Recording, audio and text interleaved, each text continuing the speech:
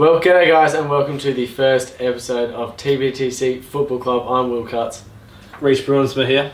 I'm Van Gelly. I.E.L. Skelios. So we're here with the first ever episode of TBTC Football Club, the show all about football from us. So it's got no AFL in it, None. no basketball. That's so what you guys that's what a huge section of the fans, have been particularly wanting. out west, Yeah. Is the lack of basketball. They're huge supporters group out west. Yeah, that west is the big supporters group. It's massive. It's It's It's underrated. Yeah. I mean, the eastern suburbs get all the lights and shine, but it's all about the west and the contingent of TBTC fans. Okay, guys. So on this show, basically, we'll be covering all EPL, Champions League, A-League when it starts, and then we've got some other fun segments that we'll be going through during the season. Ooh, fun. Fun segments. We love having fun. Yeah, especially with Ellis as the creative director. He has a lot of opinion into the show, so he's done a lot already. But we're going to... Oh, God. We're starting out, guys, though, with EPL, and Manchester United got their first win of the season, and first win under Louis van Gaal with a 4-0 win over QPR. What did you make of it, Ellis? Yeah, I thought it was good from United. I'm just going to be brief and say that Di Maria, I think, carried them to an extent. However, I also love the way Herrera worked in that team, and Blind, I believe is the pronunciation, played a very good anchoring role for them. So, and Rojo looked stable as well back there. So, I think just basically stolen all what I was going to ask, Reece. That's all right. Yeah. Sorry, I do like to take the limelight from you, Reece. I want to talk about United anyway. It was a good performance, and you can see the inner city that comes out in him when he talks about United. So I'm doing the non-bias a favour. And I'll jump on the bias. Yeah. No, obviously a good game. Good to see them get a win from their perspective. But I think a bit of work to be done yet, and you'd hate for them to get too carried away with themselves. Yeah.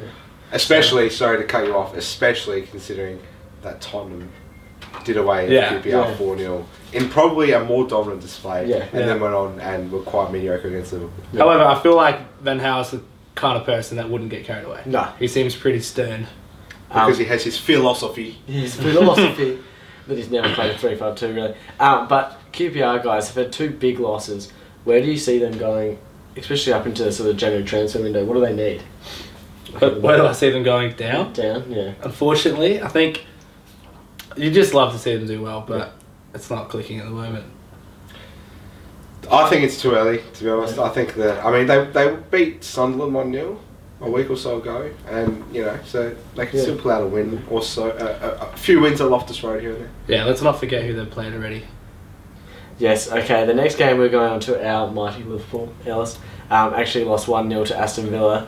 I'll start with Reece though. Did you catch the game, Reece? Actually I did not, unfortunately. Did you see any highlights? I did see the highlights. What do you make of sort of Liverpool's defensive errors? Okay. Well, going on from highlights and what I've heard it wasn't great. No.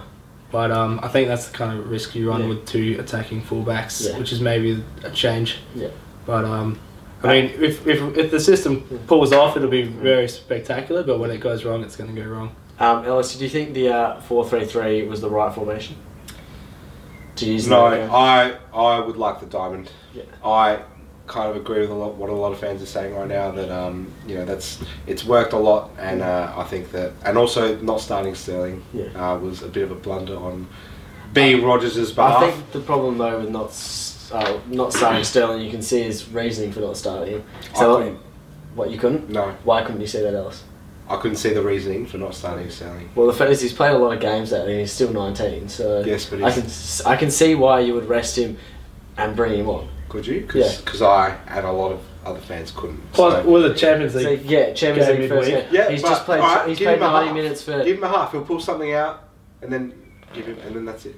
It's better. It's better unresting someone than losing a game that you should win. Yeah, but the fact is you've still got Champions League. It's a squad game, so I wasn't happy with some of the fans talking about Lana and Markovic being poor and like they're not good enough for Liverpool and not justifying a price tag. It's their first game with three front forward people that have never played together. Markovic is never going to justify his, and probably nor will Lana to that extent. You're saying Markovic? I'll quite right. Markovic will definitely justify his $20 million price tag.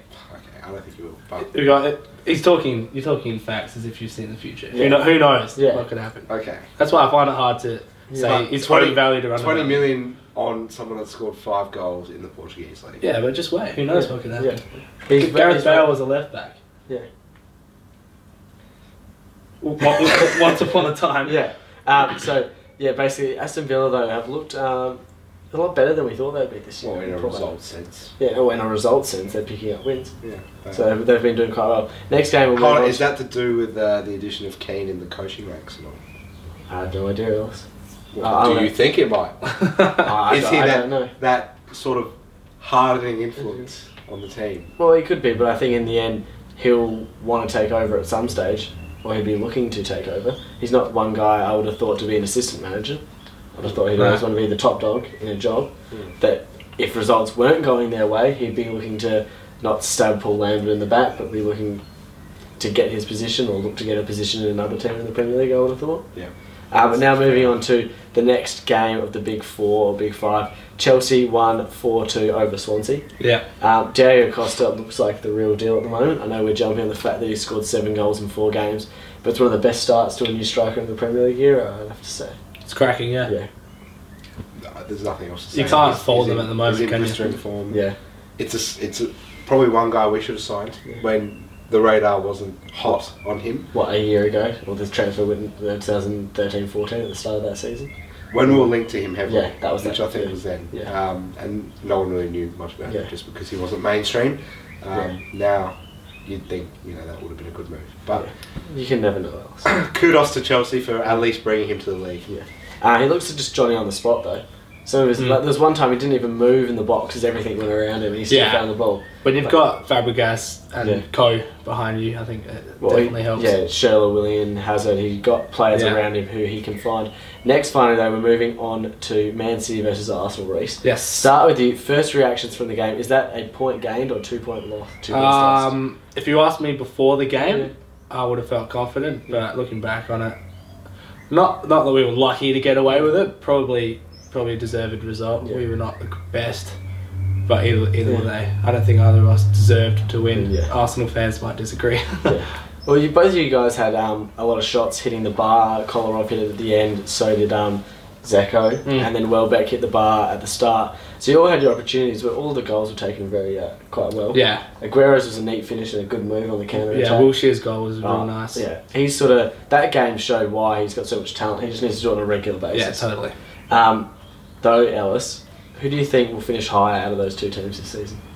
Well, if we go on my predictions, it's probably not something to mention. But I feel as though now, given Arsenal's real stutter in Europe, and the fact that they pretty much don't have defence, I think probably City will finish up the high. Okay, guys, so that is basically the end of the EPL chat for this week. Now we're moving on to the Champions League, what is finally back. Are you guys happy to have it back? Stoked. Well, you're asking Liverpool fans. So yeah, I'm just asking Ellis, as a general football fan. I'm pretty happy that it's back. Pretty happy. Ready for those early mornings. Hopefully daylight savings comes back soon that we can. I'm going to have to get up at 6:30, not 4 o'clock. Yeah. So we'll start with Arsenal versus Dortmund. So another Arsenal talk. Arsenal's defensive woes at the moment. Big problems. Debuchy went out in the Man City game. He looks out for a while. Callum Chambers is also out. They gave the debut to that young right back. Bellerin. Yeah, I think. Don't quote on the pronunciation. Pronunciation. But do you think Arsenal need to go in for another defender? Wenger is not someone to buy a player out of the blue, let alone sign someone like. Agent, But he's got no choice, mate. Yeah, totally. I think, and now Arsenal are definitely paying for his lack of. But he can't go and buy someone now. No, I mean, he has to get. Yeah, I'm saying when he has his pick of the world's talent, he was still cautious, let alone having to pick from a restricted pool. So what did you make though of the Gunners losing that game? Ozil looked pretty poor, but Dortmund had a lot of injuries still. So where do you see Dortmund finishing now? Or pushing their squad is actually a lot better than a lot of people have had to. In Champions League or in Champions League? Yeah. Top of the group in that one? Probably sky's the limit, I'd say. Like they when I looked at their starting team, knowing they had injuries, it was still stronger than I expected. Immobile looks like a quality signing. And they've also got Aubameyang. They've got some very good players there who they haven't paid over the top for. So, and then the fact is they're selling all their good ones to Dortmund though. Dortmund. Not Dortmund, sorry, Bayern. My bad. Now moving on to the Liverpool game. We got it out of jail. Ellis, did you watch the game this morning? Saw highlights. Pretty poor from you, first Champions League game back. I thought you would have got up. I thought you were a Liverpool fan. Yeah, I thought I got up. Well, I was actually restricted in terms of not having ESPN, but you couldn't live stream it. Yeah, but it's not on live stream and my. No, I think they only choose one game. I think it was. Oh, of course. I think it was the Real Madrid one was on SBS. My mistake. But yeah, live stream, lack of good internet connections. Anyway, chit chat. Yeah, from highlights, it looked like it didn't look like we were dominant. No. There were a few chances here and there. Good goal from Balotelli. Yeah. Class finish. And obviously the late conversion from Stevie G.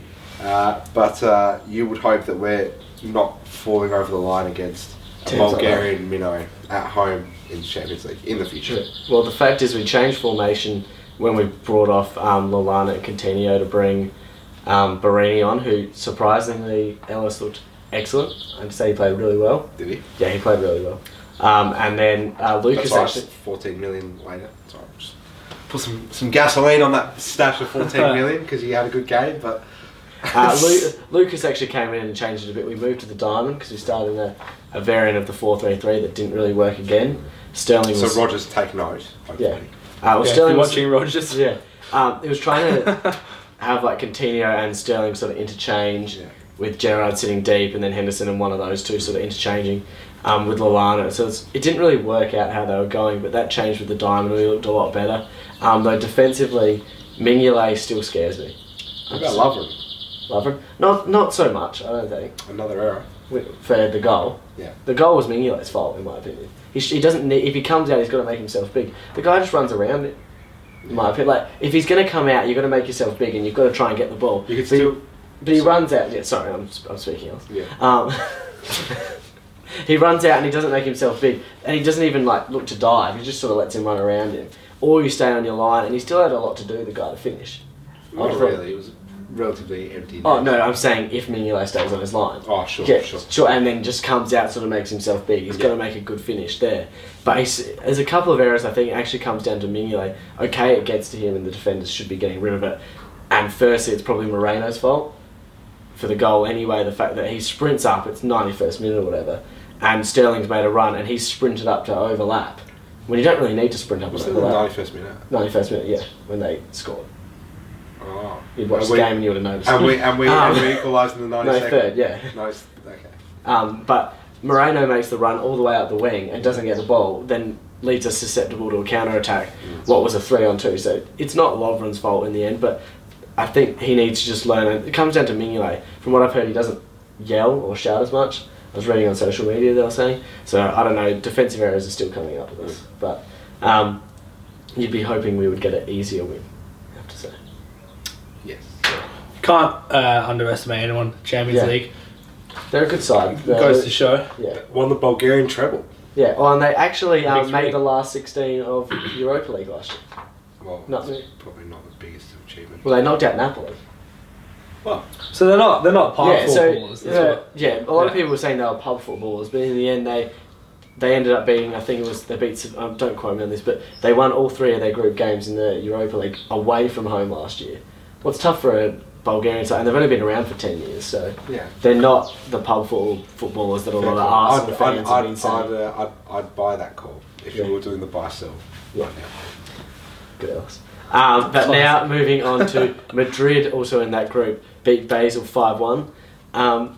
Finally, that front four of Benzema, who scored actually Madrid's 1,000th European goal. Yeah, it was a cracker as well.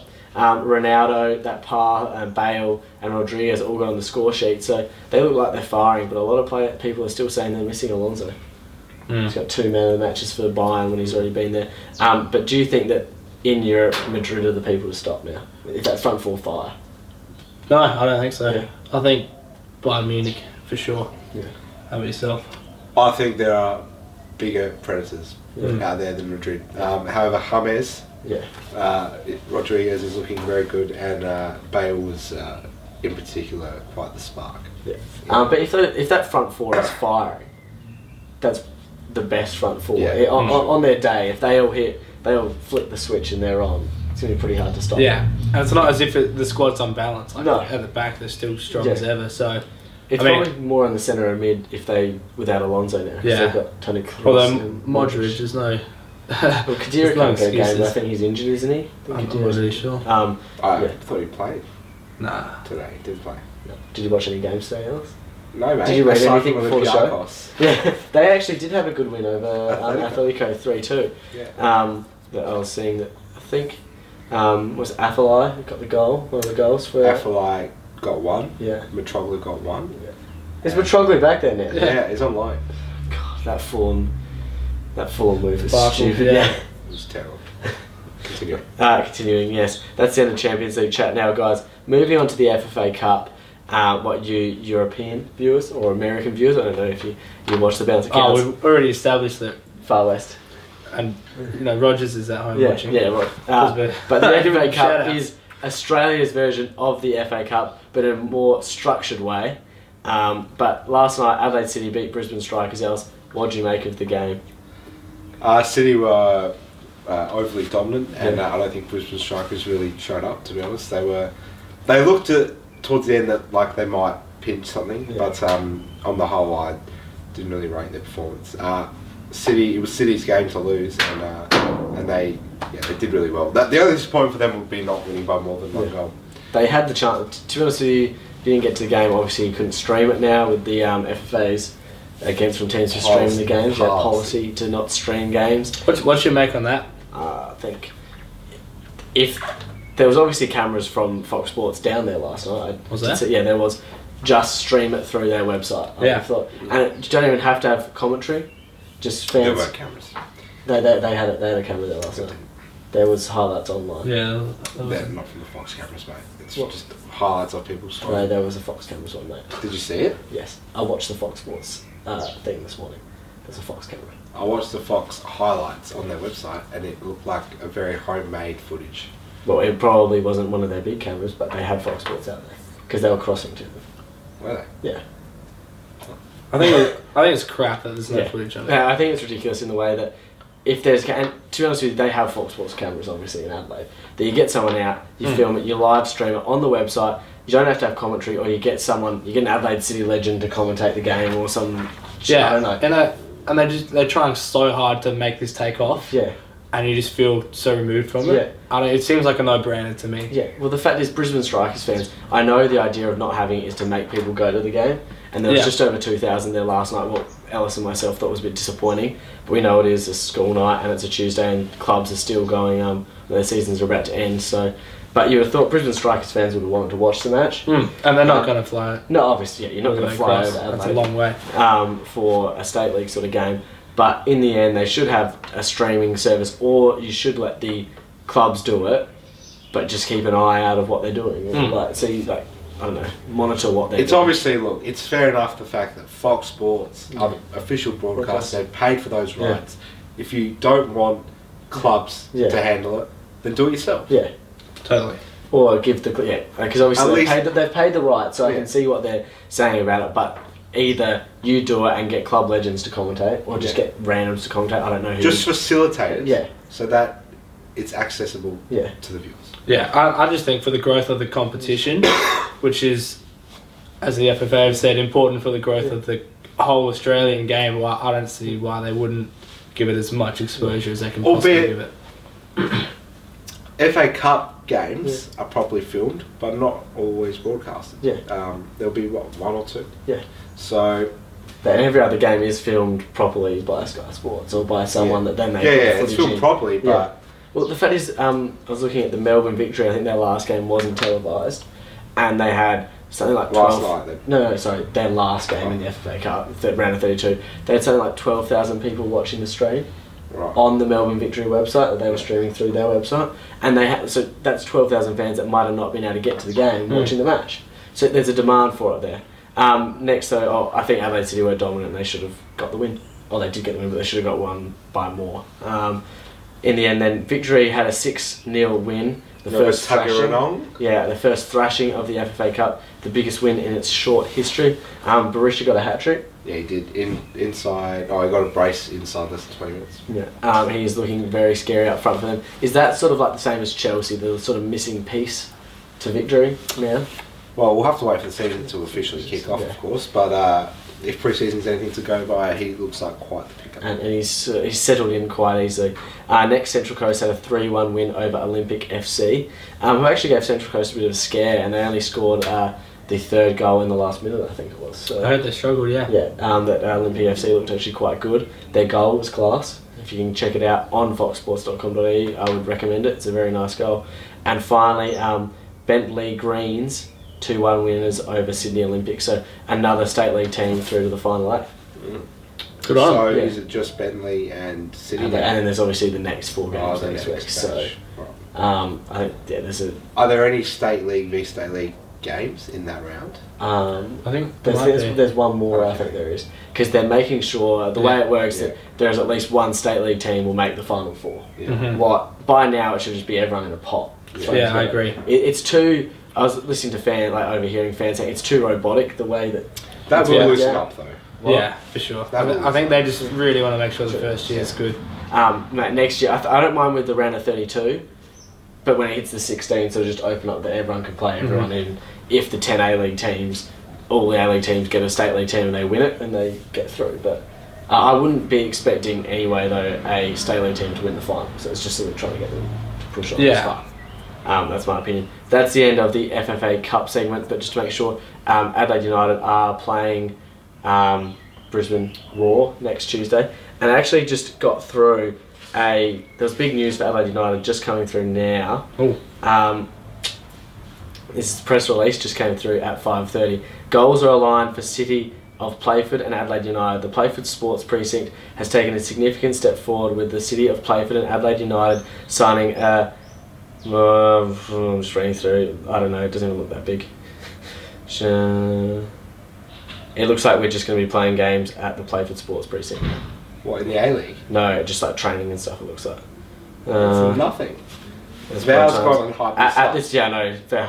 At this point of time, there are no financial or commercial commitments entered into. However, discussions to date have been extremely encouraging to the point where planning is currently underway for fast tracking of training facilities to come online for use by Adelaide United in the immediate future. So it looks like it will just be the permanent home of the club's training and football department at the Playford Sports Precinct. That's big news for Adelaide United fans. Major announcement. Yeah, thanks Val for the biggest announcement in Adelaide United. Here I am thinking Ronaldinho's coming down under. Oh, and I've just got another text. This is non-soccer, so sorry, but Ellis, apparently Sanderson has been sacked from the Adelaide Crows. Well, I've been saying it. I have been saying it, and I've been saying it as well. Yeah. I've been saying it, and there you go. Big news. That is big news. But now, guys, we'll be moving on to the buy and sell segment of the show. So here's 4 questions that I've created actually for you two to buy and sell. So we did mention a couple of these earlier in the show. But buy or sell, does Arsene Wenger need to dive into the free agent market to sign a new defender? You're up. Buy? He needs to? 100%. Yeah. Why is that? Because they're short? Because he doesn't have defenders at his disposal. Quite simple. That's quite simple. Yeah, I agree. Should buy, but like... He probably won't. He probably won't. How many times is this going to happen before he gets the gist? Like, he just had a transfer window. Yeah. They only have themselves to blame. One thing I was just thinking too, Liverpool had the same sort of problem with fullbacks last year. And we played Flanagan, who obviously had played a couple of games of first team football. But then he became a regular and actually made his England debut by the end of the season. Is it now that he needs to dive into the under-21s? Maybe. And you just stick with your right back that you've got? Because playing players out of position, the fact that he doesn't have anyone actually to play out of position, maybe you just have to play the right back. Because I never really get putting, say, Flamini and moving him to right back. Because, okay, he's a professional footballer and he's played, I don't know how many games of professional football, but he never plays right back. You're better off putting the under-21s right back and playing him. Same with centre-backs. If they get an injury to the centre-backs, play that person. Although I will say Chambers looks quality. Yeah. And, on top of not signing anyone, Kyle Jenkinson was loaned out. Yeah. So he's sending players out and not getting them in. But who am I to judge? I haven't won a Premier League. No. So. Okay. Buy or sell. Is the 4-1-2-1-2 the best formation for Liverpool? Else. Sell. What is the best formation? Probably just the 4-4-2, general 4-4-2. It's a bit ancient. Yeah, why is that? So, what players would you then have in your 4-4-2 system at Liverpool? How would you do it? I don't really know because I like a lot of our midfielders, and I wouldn't really know how to facilitate Gerrard, Lallana, and then obviously. Do you like Lallana? Yeah, I like Lallana. Yeah. Okay. I do like Lallana. But I wouldn't really know how to. It would come down to circumstance and who's available on the day. But it's your. I'm asking your 4-4-2, your formation right now. If everyone's fit, if you're saying 4-4-2 is the formation, I wouldn't be able to tell you because Gerrard sometimes has an off day. Yeah, Lallana needs to justify his price. I wouldn't really know. Do you understand where I'm coming from? I understand. Yeah, this is what I'd do. Yeah. I would go 4-2-3-1. Yeah. And then Gerrard just deep lying. Yeah. Henderson next to him. He can be the engine room. Yeah. And then have Sterling, Lallana, whoever you want. You've got plenty of options. Sturridge by himself. I wouldn't. Never a fan. See, I could not include Balotelli, who's pretty much a marquee signing. Yeah. Bring him off the bench. Yeah. And that's about it. And then continue behind. And then what I love about Liverpool, which I hate to admit, is you just have so much possibilities just rotating through the top. It's quite startling. Yeah. Well, when you compare it to City, not rudely, but Navas plays on the right. He's just wide right. He can't play on the left, right, that sort of thing. And at least Nazar's probably the one guy that can sort of play everywhere else. I'd have to say the 4-1-2-1-2 is the diamond, is the way to go at the moment, just because Gerrard sits deep. As you've looked in the last couple of games, playing sort of the Barcelona style with the three centre backs. When we're in possession, he sits back quite a lot, and I think it just gives the best options because Sterling looks better when he's on the ball and just given sort of free rein to move in that one behind the strikers. And I think having Balotelli, he's got to play with someone else. He holds the ball up because a lot of time he's, especially last night, I saw a heat map and he was collecting the ball many times too far away from goal. He'd come and collect it, but he's got no one then to pass to because he's the furthest forward. But next question, guys: buy or sell? Will Alan Pardew be sacked after 10 games?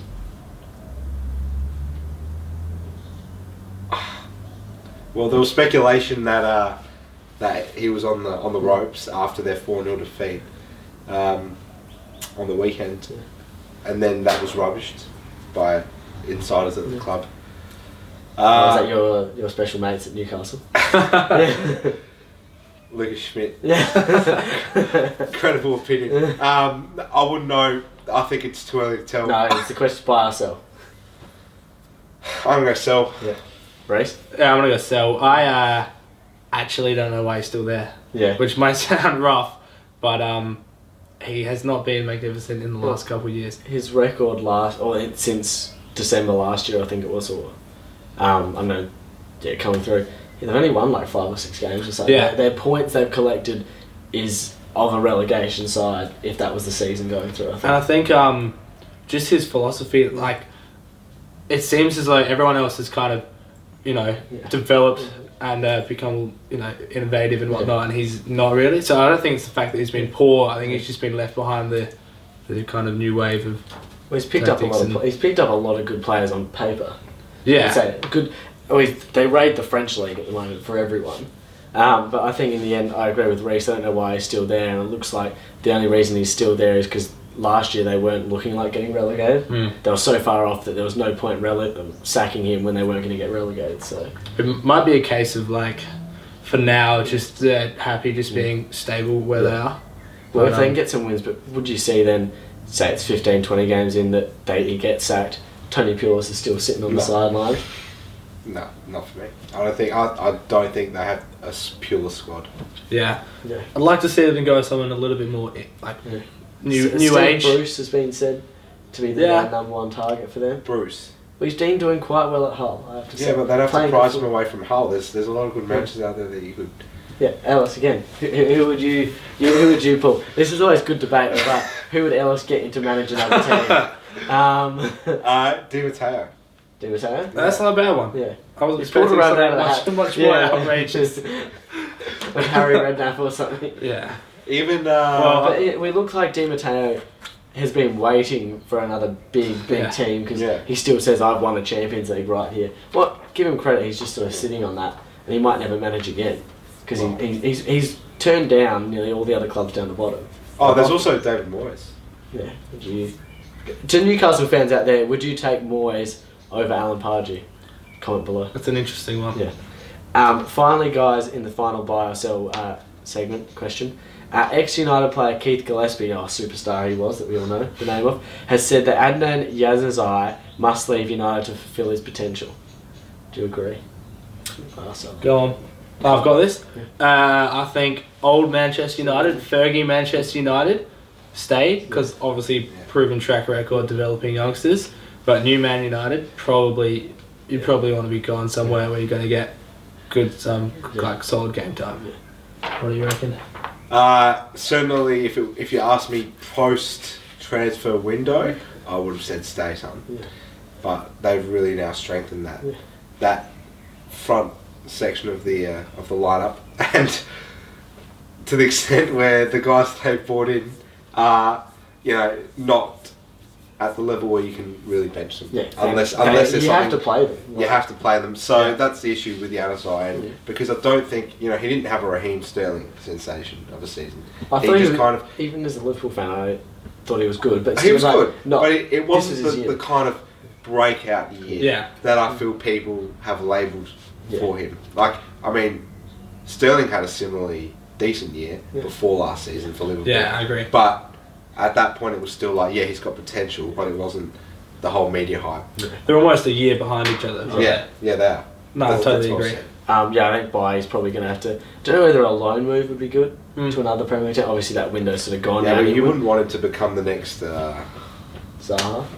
Yeah, but he's shown in the Premier League, like... I would see his development more being like a Sturridge. Someone who was good enough for Chelsea back 2 years ago and was getting game time but needed to play in his position he wanted to. And like you said, there's nowhere for him to fit starting games in the Premier League. And he had a chance on the weekend where he could have scored. He decided to side foot it instead of blasting the net. But he needs to then start scoring to justify getting a start. But Di Maria played well. Herrera, he's not going to start over Rooney Van Persie. He's going to have to be Mata. He has to get a start. On form, I wouldn't understand why Van Persie's any more of a starter. But we'll wait till Falcao starts banging him in. But I don't know where Januzaj could then go because Chelsea obviously they wouldn't loan him to a Chelsea, Arsenal, City, Liverpool. It'd be like a Newcastle or someone. They're kind of restricted now because you wouldn't want to give it to anyone above them, and now there's a greater amount of teams that are looking like finishing above them. But then probably moving to like a West Brom or something, it's probably not the football he'd be looking to develop. Maybe even outside of England. Okay, finally guys, getting into the fan questions. Thank you for sending these in. If you want to ask us a question each week, please either comment or tweet us in these questions. And also that's the same with Backboard Backchat, our Tuesday basketball show that we release. So get commenting on Facebook things and we'll be asking for questions each week. So Steve Simmons writes, where do you see Fabio Borini's role? That's why you're laughing. I don't know. Where do you see Fabio Borini's role this season for Liverpool after he turned down moves to Sunderland and QPR? Maybe Kit Boy. Shoe responsibilities, looking after the boots of the players. In all seriousness, mate. I mean, unless we stay in a lot of the cups, I don't think he's going to have much of a sufficient role in what we do domestic-wise in the Premier League or in the Champions League. Even though he played this morning, I still don't think he's going to have much to do with anything we do. Basically, you never know with injuries, but definitely down the pecking order. Today he had his first nearly touch of the ball. A great cross came in, and it was a good header from him that produced... What are you looking at, Ellis? Just admiring the Markovic. And then the keeper pulled out an excellent save. It was about 6 yards out, but he did header it straight to him. That would have been a time to announce himself as his fourth choice, but he came on before Lambert because he had something sort of different, being able to play multiple roles. But he scores there. If he does, that pushes him up the pecking order. I still see him as sort of that option as 7th on the bench, probably better than Suso. Is that other player that you can have on? I definitely do rate him. It's a bit of a sad case for him. And I give him credit for sticking in at Liverpool and wanting to make it. Yeah, I know Ellis has got this big smirk on his front of his face right now. But I give him credit for sticking around because the fact is it is a squad game and we're talking about Arsenal's defensive woes, but say, we know Balotelli Touchwood is to set the rules, so injury him and Sturridge go out. Then you've got Lambert and Barini, who I think Barini would be more the one you'd start up front. Although Balotelli probably find a stupid way to injure him. Yeah, I'm going to throw something out there because I know a lot of Liverpool fans, I know a lot of people in general were saying that he should have moved on or whatever. But in a day and age where players are like lambasted for no club loyalties, I thought it was great to see him stick it out. And like if he loves Liverpool, like good on him, go for it. Try to stay, make a name for yourself. Maybe it's his last hurrah, and then if it's not going to work this season, move on. Hey, Carl, just had a quick question. Okay, go on, mate. Did you ever pay for this as well?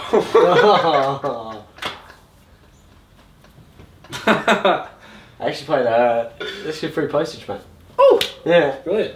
So I got a cheap deal. Next we have on Twitter, Brett Clark writes, what do you think Ozil's value is if he fails again this season? Brilliant question. Never heard any of his names on the Facebook page. It's actually from Twitter, mate, and you don't check the Twitter page. Do you check the Twitter? Yeah. Do you check Twitter? No. Oh, so you don't? You don't know who Brett Clark is? You don't know who Brett Clark is? I thought he might have had a Facebook presence if he has a Twitter one. No, but that's why it says at Brett Clark Ellis. Anyways, answer the question.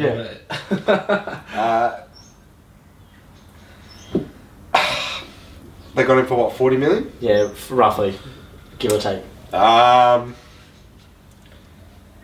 think if it's not the way you read the script before, so you have your answers. if someone came in with a 26 to 28 million bid, they could probably price him away. But there's no way Arsenal would give into that because, based on value, I think if he has a failure of a season, 26 to 28 million would be a justifiable price tag. But there's no way Arsenal will allow him to go for that price without allowing more time for him to prove himself. Yeah. I agree to an extent. I don't know. It's hard to say. I feel like it's hard to refer to a player's price tag because his value is only as high as like what the club, like how bad they want him. So they wanted him that badly at a time, but Sanchez is in now, and like things change all the time. So it's hard to say he's worth 40 million then, and even if he had stayed on the same level 2 years later or 1 year later, if he's still worth 40 million, because just everything changes. So I don't know. I think probably not worth 40 million now, but who knows? Like he's obviously got the talent to put in another good season.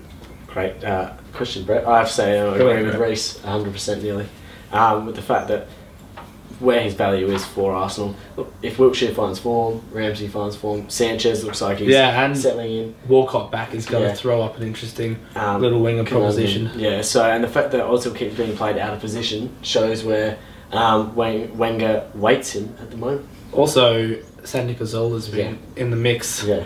So, we'll have to wait and see. Final question, guys, for this show. John Stones writes, which A-League side out of Melbourne City and Newcastle will finish higher? We haven't heard from Johnny in weeks. Absolute weeks. Hope you're right, Johnny. Say hi to your mum. He asked me already. Yeah, it starts with you. Okay. Starts with you. Definitely Melbourne City. I don't think that's even a question. Newcastle just have major inability to recompensate the losses that they've had squad-wise. They've lost Heskey? They've lost Heskey. Actually, can I make a point on this? Yes, go for it, Ellis. Have we taken note of the fact that they're pretty much an Adelaide United reserve team? Go on. Yeah, please. Geronimo. Yeah. Flores. Yeah. They had good wins. Don't have any more. There's a million more. So the fact is you've got Birighitti, yeah. That's three. That's better. I did. Ooh, that's a reserves team. You have to say no, Reece. No, there's a lot. There's a lot. There's a lot. There's a lot. That's your point. That's your point. A brilliant point. My point is that. Now, Reece. Let me answer the question. So I think that there's no way that they'll finish higher than Melbourne City purely based on the fact that they don't have the depth to do it, basically. And even though Phil Stubbins will bring far more structure to their game, and they'll probably be more consistent, I still don't think they're going to get enough wins, particularly on the road, to even really challenge for anything. Chris? If there's one thing I hate doing, and that's trying to predict A-League. Yeah. Because you just never know. But, I mean, Melbourne City actually haven't sold me yet. Yeah. I'm not sold. And so Villa's still not even here yet. Yeah. It could be the classic case of too many players at once. So we'll have to wait and see. However, I disagree, Alice. I think Newcastle are looking... Actually, okay, Geronimo. Oh, did you forget to say Geronimo? Yeah, you said Geronimo. But we've got to finish it up now, guys. We're running over time. Alice, we're running over time, mate. Yeah, I realise we're running out of time, but this is important. This is important. Okay. Hurry up, we're running out of time, Alice. There is... We need a filler. Okay. Joel Griffiths. It's another one. Cool, that's enough. You're clutching at sticks here, mate. Sure. Okay, guys. Thank you for watching this episode of TBTC Football Club. Please check us out on Twitter. All the links. It's about all the links are in the description below. Please check out the Facebook page, Twitter, YouTube. The fact that now shows will be available for iTunes to download. So get on the podcast. Podcast, mate, on iTunes. Yes. I'll be so when you're in a really boring lecture and you're just there for the attendance mark, you can whack into I don't do no such thing. Yeah. Okay. Well, guys, thank you for viewing and goodbye.